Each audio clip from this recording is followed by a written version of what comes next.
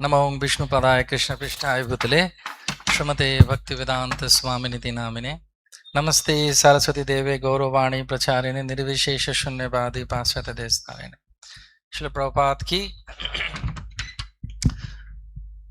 তো প্রভুপাদের শিষ্যরা যখন এখানে থাকতেন শুধুমাত্র প্রভুপাদের রুমে জলের ব্যবস্থা ছিল, এই প্রভুপাদের রুমে। আর বাদ বাকি সবাই এই পুকুরে স্নান করতে যেত, এই পুকুরটাতে, এই পুকুরে। এবং ঠাকুরের রান্নাঘরের জন্য শুধু জল, আর প্রভুপাদের রুমের জন্য শুধু জল থাকতো। এবং বাকি যা কাজ, স্নান আহ্নিক সবকিছু ওই সামনের পুকুরে করা হতো। আর এটাও আমরা শুনেছি যে শিল প্রভুপাদ তিনি যে সমস্ত ভক্তদেরকে নিয়ে এসেছিলেন এখানে, তারা খুব কষ্ট করে এখানে থাকতেন। এখনকার কথা ভেবে আমরা ভাবতেও পারি না। সেই সময় এখানে খুব ম্যালেরিয়া হতো, এখনো হয় কিন্তু কমে গেছে। এবং অনেক পুরনো যেহেতু বাড়ি ছিল এটা, এখন এটা পুরনোই বাড়ি কিন্তু সংস্কার করা হয়েছে। এখানে বড় বড় ইঁদুর ছিল, এবং সেই ইঁদুর এত বড় হয়ে যেত যে বিড়ালেও ভয় পেত ইঁদুরকে দেখে। তো ওটাকে বলে ভেন্ডিট, ভেন্ডিট হয়ে যেত। তা আমরা যখন আসি, আমরা যখন এখানে জয়েন করি, এখানে আমরা শুতাম, কিন্তু অনেক ক্ষেত্রে ওই মাশারি টাঙিয়ে। এই জায়গাটা এতটাই আধ্যাত্মিকভাবে শক্তিশালী, এখানে যতবার ঘুমিয়েছি আমার কোনোদিন ঘুম হয়নি, কারণ এত শক্তিশালী এই জায়গাটা এবং খুব পবিত্র। ওই লেভেলে যাওয়া সম্ভব নয়।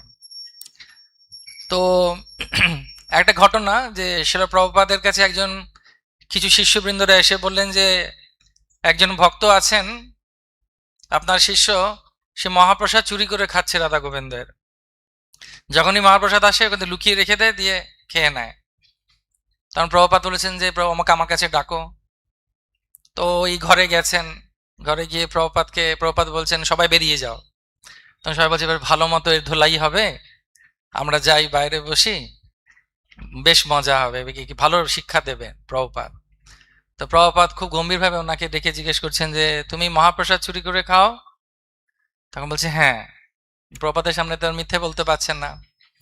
তারপরে বলছেন যে তোমার কেন মহাপ্রসাদ চুরি করে খাও? যে মহাপ্রসাদটা খুব ভাল লাগে, খুব সুস্বাদু, খুব টেস্টি।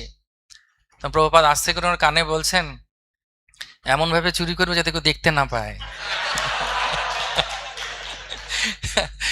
তো তারপরে পিঠ চাপড়ে বলছেন যাও। তো ছোট ছোট জিনিস কিন্তু খুবই বিশেষ এই মন্দিরে হয়েছে রাধা গোবিন্দের সঙ্গে।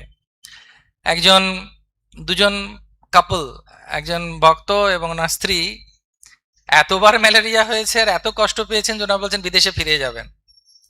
তো ওনারা অপেক্ষা করছেন যে প্রভুপাদ রুম থেকে বেরোলে ওনার অ্যাপয়েন্টমেন্ট আছে, ওনার দেখা করে ওনার আশীর্বাদ নিয়ে এখান থেকে চলে যাবেন। তো এমতো অবস্থায় হঠাৎ কিছু কুকুর এই রাস্তায়, ওদের পরম্পরা এখনো আছে, রাস্তা গেলে দেখতে পাবেন। তো ওরা খুব চেঁচামেচি শুরু করেছে। তো এত চেঁচামেচি শুরু করেছে যে প্রভুপাদ বেরিয়ে এসেছেন। বেরিয়ে এসে এই জানলা দিয়ে, এখানে তখন বারান্দা ছিল, আগে এখানে সাদা কালো মেঝে ছিল বারান্দাতে, এখানে সানডে ফিস্ট হতো, এখানে খাওয়া দাওয়া হতো। তো তখন উনি প্রভুপাদ বেরিয়ে এসেছেন, বেরিয়ে এসে খুব আওয়াজ হচ্ছে, কুকুরগুলো ক্যাঁ ক্যাঁ ক্যাঁ ক্যাঁ করছে।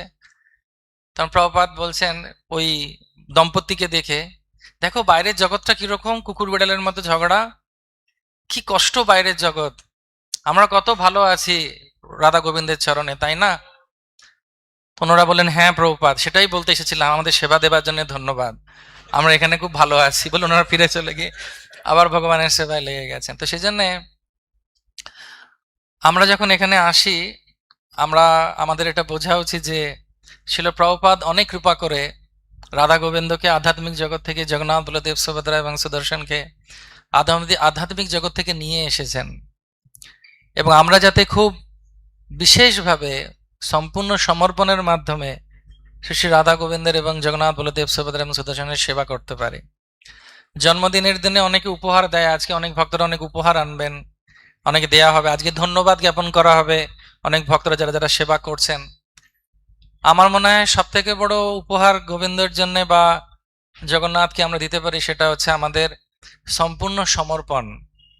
সেটা কেউ ব্রহ্মচারী আশ্রমে যারা আছেন তারা হতে পারেন, গৃহস্থ যারা আছেন তারা। কারণ এই মন্দিরে এখন যেটা আগে আমার পূর্ববর্তী বক্তারা সবাই লক্ষ্য করেছেন এবং সবাই উপলব্ধি করছেন, যে ভক্ত সংখ্যাও যেরকম বেড়েছে, ভগবানের প্রতি প্রেম এবং ভালোবাসাও ভক্তদের অনেক বেড়েছে, অনেক সেন্টারও হয়েছে।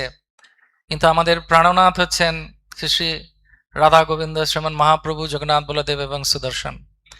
তো সেজন্য আজকের দিনে আমাদের সবার সংকল্প নেওয়া উচিত যে আমরা যাতে সম্পূর্ণ সমর্পণের মাধ্যমে ভগবানের সেবা করতে পারি। ভগবানের সেবাতে অনেক রকমের সুযোগ সুবিধে, কি বলবো, প্রিভিলেজ মানে সুযোগ আসবে, অনেক ভালো ভালো জিনিস, অনেক সম্মান আসবে, কিন্তু সেটাতে ভুলে গেলে চলবে না যে আমি কি উদ্দেশ্যের জন্য ভগবানের কাছে এসেছি।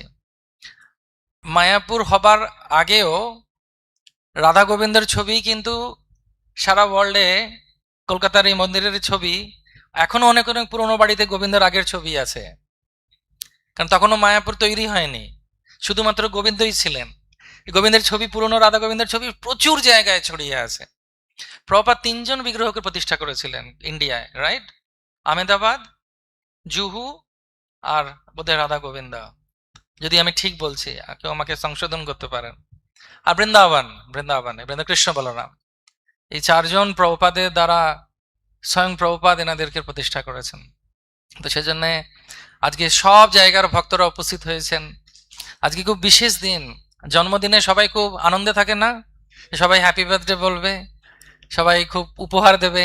তো আজকে জগন্নাথ বলদেব সুভদ্রা রাধা কিন্তু খুব খুশি আছেন, আজকে যা চাইবেন সব পেয়ে যাবেন, কিন্তু সাবধানে চাইবেন যাতে পরে পশ্চাতে না হয়, যেটা না চাইলেই ভালো হতো, অন্য কিছু চাইলেও ভালো হতো।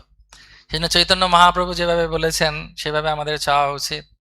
নধনং ন জনং ন সুন্দরিং কবিতাং ভজগদীশ কামায় মম জন্মনীশ্বরে ভবতার ভক্তির অহৈতুকিত। শ্রী শ্রী রাধা গোবিন্দ দেব কি, জগন্নাথ বলদেব সুভদ্রা महारानी की, समवेत गौरव भक्तवृंद की, गौरव प्रेमानंदे।